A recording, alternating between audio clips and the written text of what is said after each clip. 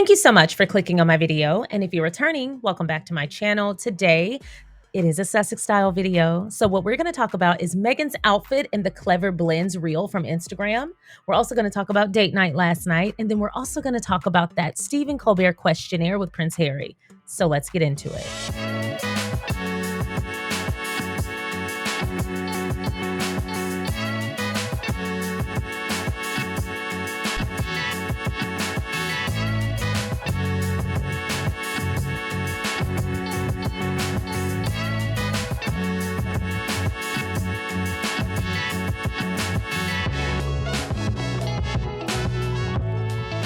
Once again, thank you so much for clicking on my video. If you have not already, feel free to go ahead and like this video, subscribe to my channel, and turn on that notification bell. I want to say a big hello and a thank you to everyone who watches the videos, supports the channel, subscribes, hits that like button. But I especially want to say thank you so much to the channel members as well as members of my Patreon. So I'm going to go ahead and curtsy to the friend circle as well as Patreon members and the kings and queens. Thanks for all that you do. So today, I want to talk about Meghan's outfit in the Clever Blends reel on Instagram. Now, we have a whole video from yesterday. Feel free to go check that out regarding Clever Blends, as well as all the sustainability practices that they practice to make sure that they are as environmentally friendly as possible, that they are very diverse, and all of the really cool things that they've got going on over there, as well as the delicious products. So feel free to check that video out. But today, I actually only want to talk about the outfit that Meghan wore in the reel, as well as the date night from last night. And then I also want to talk about those last questions from the Stephen Colbert extended interview with Prince Harry. So let's get started with the Sussex style portion of the Sussex style video today. And let's talk about Meghan's outfit. So again, I want to go ahead and start with the fashion. This is a Sussex style video, so we got to start with the look. Don't hate me. We got to get into it. And we're going to be pulling from whatmeghanwore.net. And the title of the article is Behind the Scenes with Meghan and Clever, Making a Difference Supporting Small Business. This was written by Susan Corder. Hannah Mendoza, co-founder and CEO of the latte drink brand Clever, shared some behind the scenes of how Meghan changed her life and her brand via Instagram. And here's the actual reel and the post. Clever was the first company that Meghan chose to back as a private investor back in December of 2020, and you can see their post there. Meghan even shared a basket of drink blends with neighbor and friend Oprah in December of 2020, which we shared in our video yesterday. The brand was started by Hannah in 2016 with Roger Coppola, who is now the company's chief operating officer. And this is more from the company's About Me page. Because we are going to be talking about the fashion, I will go ahead and do my due diligence, but we do have a whole video on Clever Blends, but I want to make sure I give proper respect to whatmeghanwore.net and their article. Quote, we're a mission-driven, women-led wellness brand based in coastal California. We had humble beginnings. My co-founder and I started a pop-up adaptogenic coffee bar in 2016. We traveled around the U.S., waxing lyrical about the magic of plants. People listened, they felt better in their bodies and minds, and we created Clever to make those feelings easier to reach. Our approach to wellness goes beyond the mug. Its roots are in our sourcing, where ethical, transparent supply chains are our foundation. Its branches are in food justice, ensuring part of our revenue goes to supporting more equitable food systems. My hope is that we've created something that will be the first and easiest good decision you make each day. That by feeling nourished and by energizing in a way that's restorative, not extractive, you'll be able to show up more fully for yourself and your community. The path to healing and wholeness is messy, non-linear, and downright hard. But we're here on the sidelines cheering you on, making you a cup of tea when you feel weary. I really love that. Whoever wrote that, you might want to write a book. So here's pictures of the event as well as the outfit. And we're going to get into what these pieces are. The Duchess wore a mix of repeat and new pieces, starting with her Burberry Maythorn silk trench coat, a piece we first saw her wear at the Audio Polo Challenge on May 7th, 2017, and then again in 2018 while in New Zealand. The coat is actually no longer available. It's very nice. Her white button-down shirt is from Lauren by Ralph Lauren, the Easy Care Stretch Cotton shirt. It's $89.50 and it's $89.50 and it's in white. It's also available for $79.50. And if you go to whatmeghanwore.net, you can click this hyperlink and it'll take you to where you can get it for $10 less. You can just make out the LRL logo on Meghan's shirt in the image below right here. We are not sure which jeans Meghan is wearing. From the close-up, look at the rivets. It's possible she's wearing a pair from Mother. These could be a new pair or the swooner style from the brand, no longer available, that she wore to Wimbledon in 2019. The Duchess wore a pair of flats from Aquazzura, the Phoenix in black and blue, and they're suede. The colorway is no longer available, however. And they said thanks to Ashley for the tip. Meghan also wore her Logan Hollowell Baby Queen Water Drop Emerald Solitaire necklace, and that is retailed at $3,450 with her Cartier Love bracelet and the Diana Gold Cartier Tank watch. She also had on two bracelets, which we think are new. Both appeared to be diamond tennis bracelets, with one of them appearing to be a double strand style.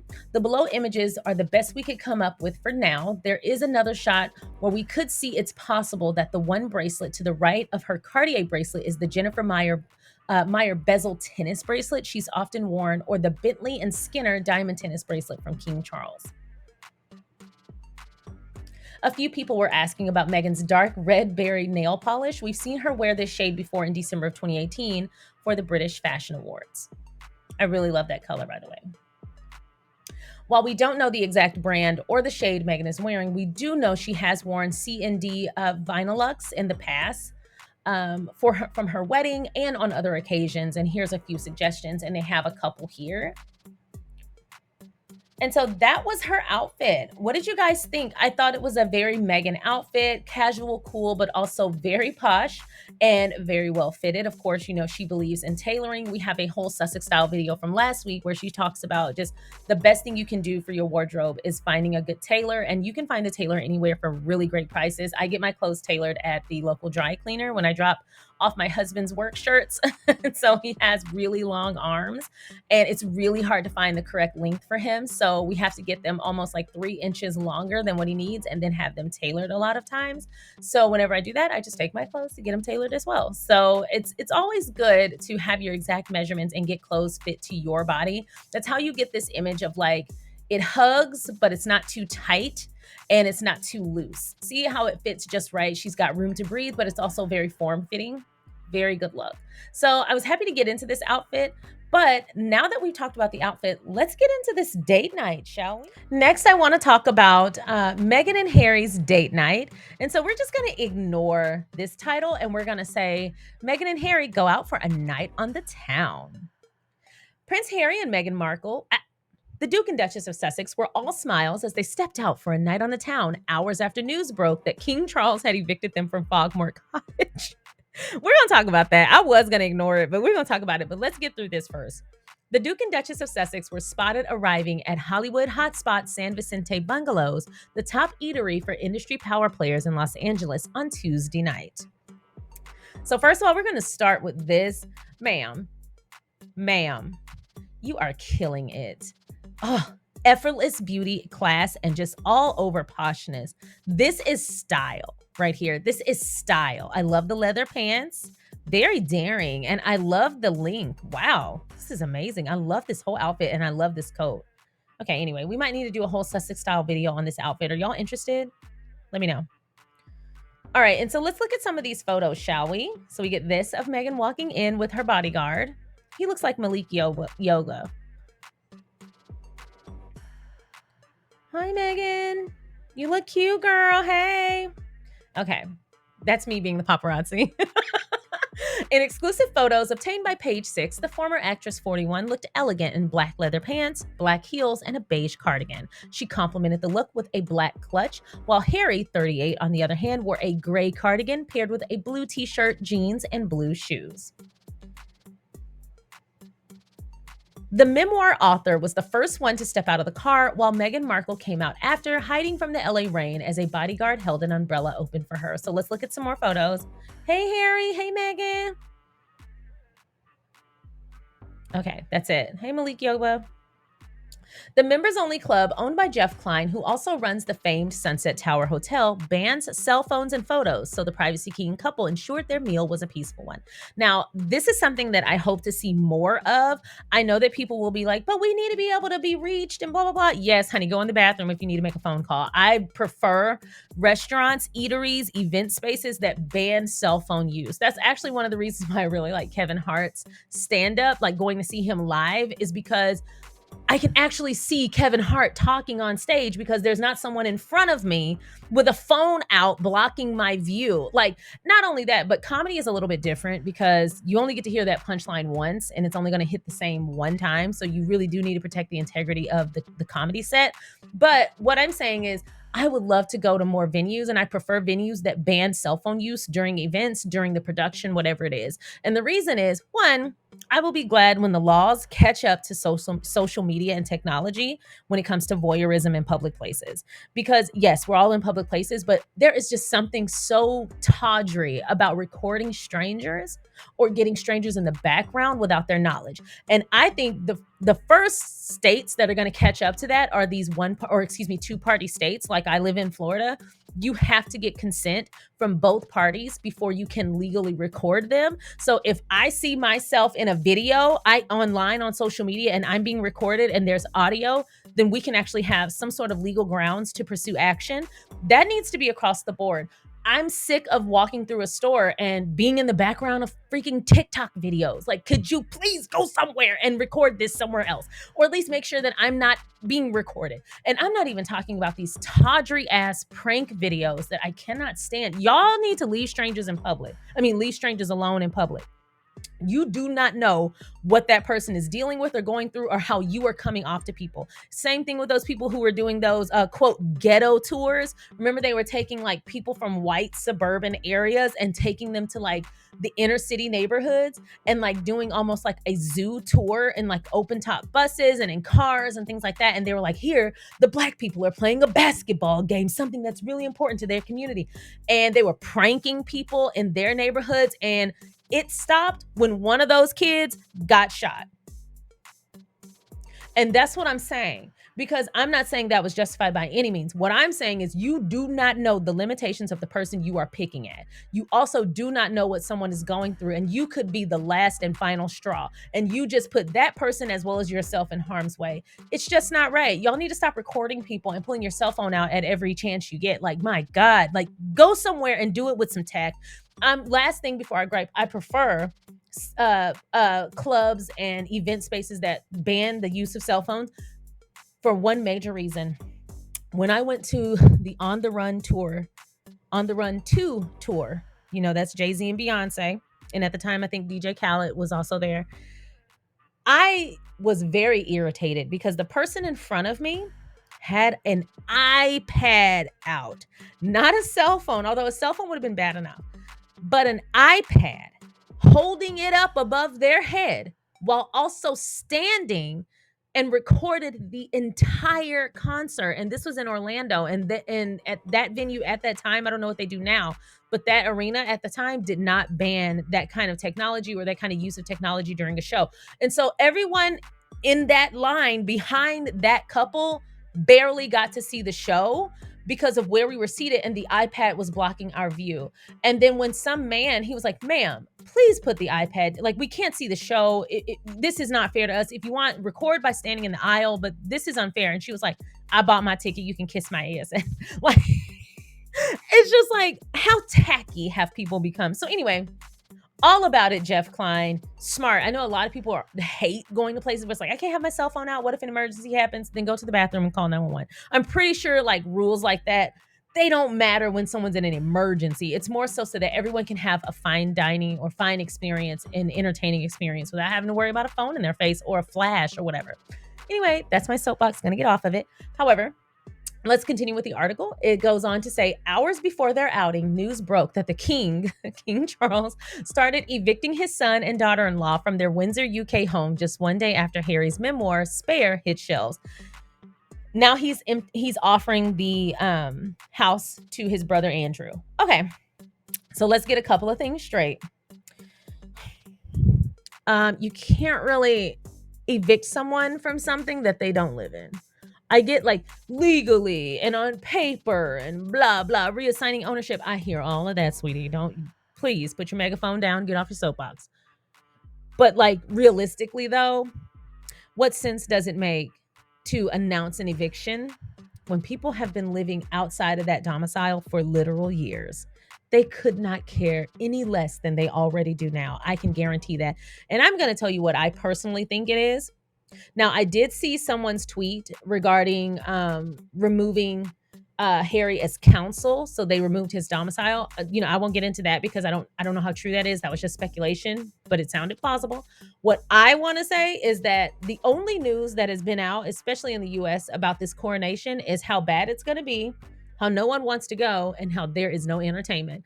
That is the driving narrative in all the papers and in the media right now.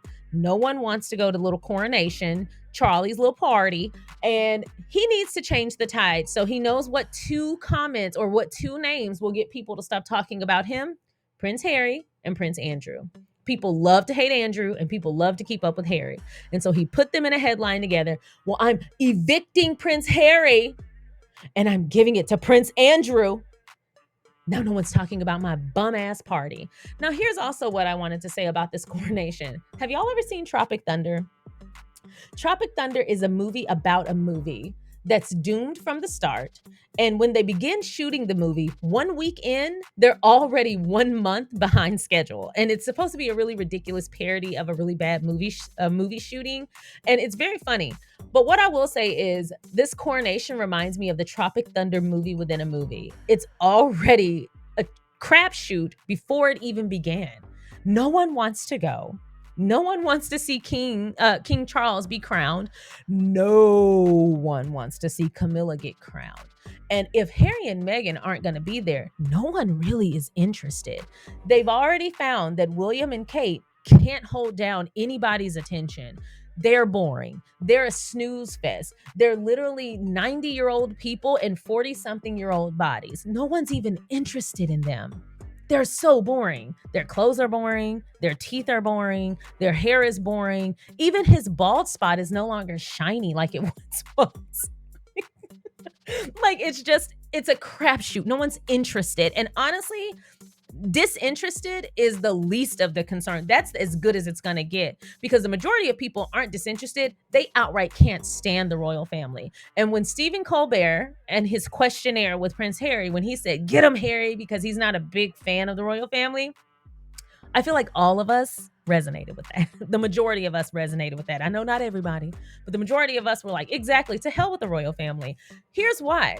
Y'all have spent well over 5 years targeting these two people. And now that it's all out in the open and we know exactly what you did, and we can also scope what you're currently trying to do, no one's buying it. No one's interested.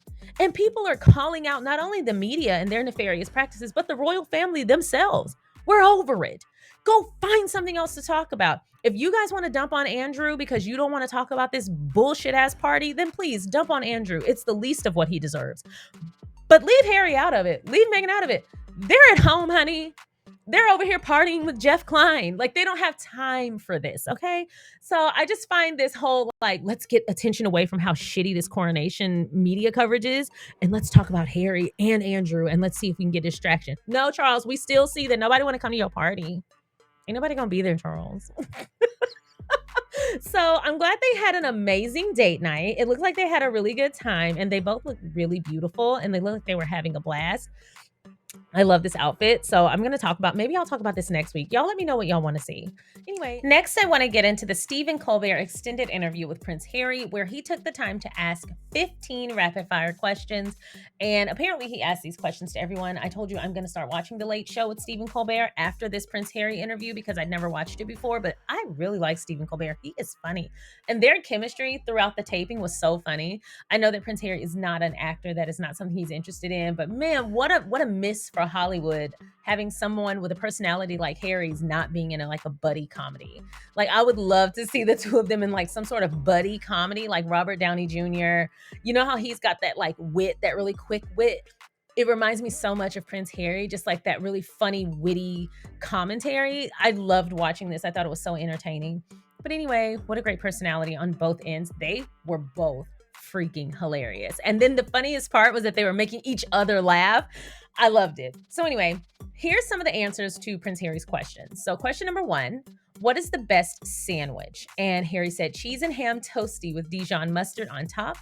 Now, when he said toasty, I was thinking toasty because my brain is ruined from Flavor of Love. And so as soon as he said toasty, I was like, not toasty, honey. You know what I'm gonna call you? What? Cause you toasted. You know I'm for real. So you know I'm gonna call you? What? Toasty. He actually was talking about a panini, a sandwich made in a panini press. And then they go into this conversation about how things are pronounced or referred to differently in the US than in the UK. And Harry was going to talk about basil versus basil, something we actually heard him talk about in Spare. But they also named a few other things like horse riding and horseback riding. And Harry's like, where else are you going to ride a horse? And I felt like, excuse me for just trying to have a little fun since you got your degree and you know every damn thing. Since you got your degree and you know every fucking thing. If you're on TikTok, then you know that is a TikTok sound. It's pulled from Precious when Monique's character is like almost mocking her daughter, and she's like, since you got your degree and you know every damn thing, and she's like crying, but she's bitter. That's what it made me feel like, because I just felt attacked because it's right. You know, the worst kind of shade is shade that's true. That's the worst time to hit somebody, because I'm not gonna care if it's not true, but he's right. Like, why the hell do we say horseback? The hell's wrong with us, man? So anyway, let's continue. Number 2, what's one thing that you own that you should really throw out? Prince Harry said damaged or torn boxers. Why do most men have little holy draws? That's like a man thing. Some men don't, of course, but that's like a man thing. Also, Stephen Colbert's commentary on this part was also funny. He asked Harry, what is the scariest animal? Harry said snakes. He said he would say sharks, but they're confined to the water. I live in South Florida. I live in Miami, but recently Cocoa Beach, which is a little bit further up north, but not that far, Cocoa Beach had a sighting of a shark coming to shore, and it was very scary, and it's why I won't get in the ocean, but I will stand near it, but I won't get in it. Apples or oranges? Harry points to his hair and was like, oranges, of course. And Stephen Colbert goes, that's a little bit cannibalistic. He's right, though. All right, number 5. Have you ever asked anyone for their autograph? Prince Harry said the England rugby team in 2003. He said, what do you think happens when we die? And this is actually something that, one, I didn't really care for that question, simply because a big part of Harry's story is the trauma that was created when his mother passed away. Death has been a prominent part of his life. His grandmother just died a couple of months ago. I probably would have omitted this question, although Harry does not shy away from it. I loved his answer. I probably would have omitted this question because it felt like it brought the energy down. And you want, with a rapid fire, you want to keep the energy up, and you actually want it to crescendo. And I felt like that was a strong dip in the energy. Even the crowd was kind of not feeling that question. But What do you think happens when we die? I think we become animals. I loved his answer, and his answer made a lot of sense. I could have guessed, because in the book he talks about reincarnation, and lightly talks about reincarnation, and he feels like when we die, we reincarnate into animals. But if you know the hummingbird commentary or the hummingbird metaphor in the book, that may not have been a metaphor. So there we go. Number 6, what do you think? Oh, I already answered that one. Number 7, what's your favorite action movie? And he said Gladiator. And I actually used clips from Gladiator in my Spare review. I thought that was funny. But Stephen Colbert then responds with this quote from Gladiator. And he said, let us have an end to this debate about what makes a good man and just be one. Beautiful. Number 8, window or aisle? And Harry said cockpit. I saw some commentary on Twitter, and I think maybe people didn't realize, like, he wasn't being cheeky here, although it was a very clever answer. He's an Apache pilot, so that's why he said cockpit. He wasn't being naughty. He actually is a pilot. I think some people may have like missed that part, because I was like, it could be both. It could be like a double entendre. I get it, but I felt like he was more leaning towards being a pilot. Favorite smell? And he said, my wife. Now, the little smirk he gave before saying my wife has caused a lot of conversation on Twitter. I thought it was very funny. That's between him and his wife, and whatever he is commenting on, maybe it is her perfume, maybe it's her hair. There's so many pictures of him like putting his nose in her hair. Maybe it's her hair. I'm natural. I wear my hair curly, and I know that my husband has made commentary about the products I use in my hair smelling really good. It could be a number of things, but let's just take him for what he said and say his wife. Least favorite smell, and he just sniffs the air and points at Stephen Colbert. I loved that part. All right. Number 11, most used app on your phone. And Harry says, Better Up.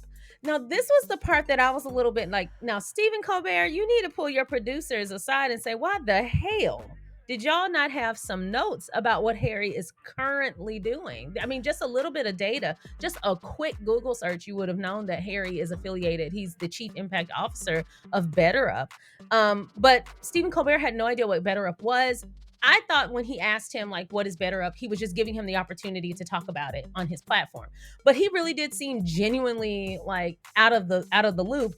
And the face he made implied that he had the same thought that I did. Like, why the hell didn't I have notes about this? Like, I would have expected him to know that, because especially with him reading Spare, you know that he does know who Prince Harry is. He's going to interview him. You do want to have like current notes about the person you're going to be interviewing, even if it doesn't come up, just so that you have a well-rounded view of this person. So what I would have probably done after this was pulled my team aside and said, hey, this is something I need to know, because they should have had a little bit more dialogue about Better Up in that moment. I thought that was an amazing answer by Prince Harry, but I do think Stephen Colbert's producers should have provided more depth.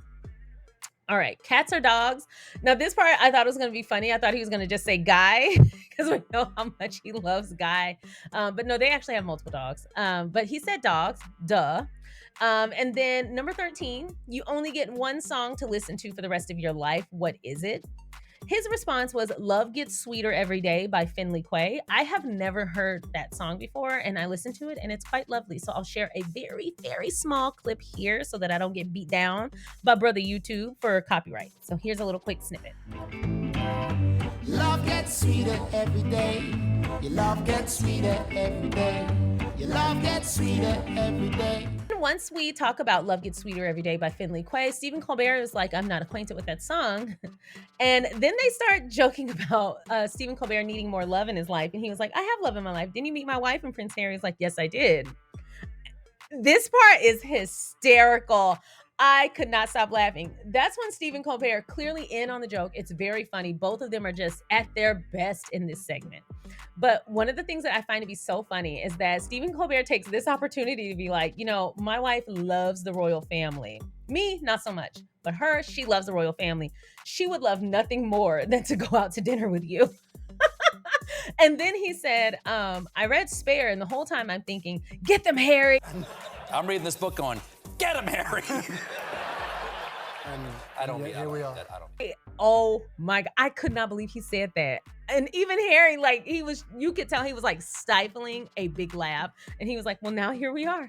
But I was screaming because I feel like we all had that view. Like, you damn right. Get their asses, Harry. Call them out. Stephen Colbert and his little ratchet side said the same thing. All right. Next question, number 14. He asked him, what number am I thinking of? And Prince Harry was like, number 1. And Stephen Colbert's like, you're wrong. This bit was so funny. I could not stop laughing. And he was like, no one has ever gotten this answer right. After this, they go into the security bit where like Prince Harry's ready to go. And he's like queuing up his security and it's like, get me out of here. And Stephen Colbert matches his energy and he's like, he's got red hair. Like, they felt like brothers. They were so, oh my God, their chemistry is so funny. I hope Prince Harry goes back. I really do. All right. And the last question he asked was, describe the rest of your life in 5 words. Now, Harry could have gone a lot of ways with this, but I think this is another indicator that just continues to reaffirm the fact Harry is done with the bullshit. He got it all out. He's not worried about nobody else but what's inside his household and the people he's out here to help. That's it. He said his 5 words were 1, freedom. 2, happiness. 3, clarity. 4, space. I felt that number 4. Okay, I felt number 4, space. And number 5, love. Sweet, sweet love. What did y'all think of the segment? And which part of this segment and this extended interview was your favorite? Okay, so those are my thoughts on the extended interview with Stephen Colbert on The Late Show, and my thoughts on the date night, as well as my thoughts on Meghan's appearance and the Clever Blends reel on Instagram. I highly recommend, if you are not following them on Instagram, you so should. They're not just talking about products. They have such a wide array of topics that they discuss on their social media, and I love how diverse it is.